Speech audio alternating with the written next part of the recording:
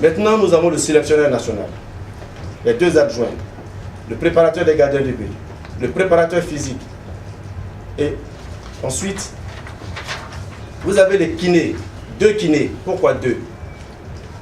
Quand vous arrêtez les séances d'entraînement, et l'équipe arrive à l'hôtel, prend son dîner à 19h30, l'équipe sort des tables à 20h30, 21h les soins, les instructions de l'entraîneur, 23h extinction de lumière. Le joueur doit se reposer. En 2 heures, vous ne pouvez pas masser 23 joueurs. Il y a des séances de massage qui prennent 1 heure. Vous prenez une seule personne pour gérer, vous ne pouvez pas vous en sortir. Donc vous avez 2 kinés. Mais ça, c'est validé depuis plusieurs années. Et au travail, des fois, on est obligé de les faire sortir de la salle parce que les joueurs souhaitent être massés le soir. Et on reprend le lendemain. Vous avez des ostéopathes. C'est une spécialité. Comme ils disent, on replace. C'est une spécialité. Et nous, ce que nous avons fait, nous avons ivoirisé un de ces postes. Il y a un Ivoirien maintenant qui est ostéopathe. Il y a un Ivoirien qui est kiné. Il y a 2 qui viennent de l'étranger. Et ces jeunes-là, ces 2-là, pardon, travaillent également avec la salle, avec les kinés. Et vous avez l'analyse vidéo. Avant l'analyse vidéo, on a un cadreur qui fait toutes les prises de vue de toutes les séances d'entraînement qui sont repassées après avec l'entraîneur qui fait des séances vidéo. Et les séances vidéo et celui qui travaille sur le montage, c'est ce qu'on appelle l'analyse vidéo, qui est un technicien, qui dissèque tous les matchs et qui dissèque toutes les séances d'entraînement. Vous avez 2 intendants. Le sponsor équipementier nous livre tous les maillots sur le lieu de compétition. Ces personnes-là se chargent de gérer les séances d'entraînement, tous les équipements, tous les matériels. On a pratiquement 2 tonnes à transporter chaque fois qu'on se déplace. On se déplace avec une clinique mobile. Vous avez un membre de la commission des équipes nationales qui apporte son appui à l'administration. Vous avez 2 officiers de sécurité qui gèrent donc la sécurité. Quand on part à l'entraînement, quelqu'un reste à l'hôtel. Parce que nous avons déjà vécu des situations difficiles où des joueurs se sont fait voler des objets de valeur. Quelqu'un reste à l'hôtel, surveille notre palier, et il y a un autre officier de sécurité qui est avec nous dans le cas, qui assure la sécurité de l'équipe. Dites aux Ivoiriens que nous voyageons avec un cuisinier ivoirien. Oui, comme toutes les grandes sélections, nous protégeons aussi nos joueurs. Il faut qu'ils voient ce qui se passe dans la cuisine. On voyage avec un cuisinier qui nous fait notre cuisine.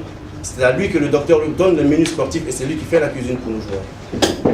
On a joué les quarts de finale en Guinée équatoriale contre la Guinée équatoriale. En Guinée équatoriale, on était à l'hôtel. Et vous savez, ce jour-là, on n'a pas mangé à l'hôtel.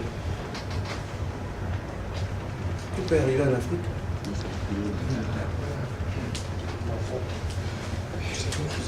Sans accuser nos frères, hein.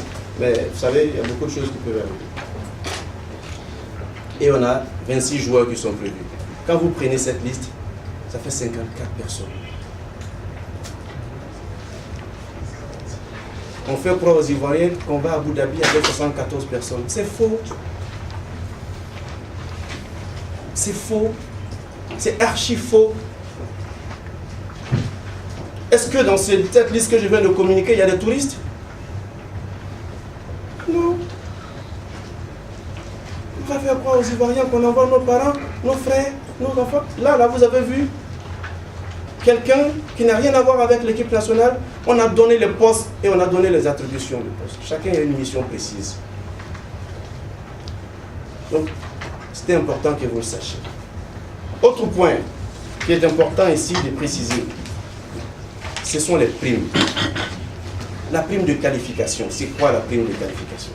Parce qu'on entend ce débat très souvent. Vous savez, cet exercice, nous l'avons fait sur la Coupe du Monde 2014. Nous nous sommes retrouvés parce qu'il y avait ces mêmes problèmes.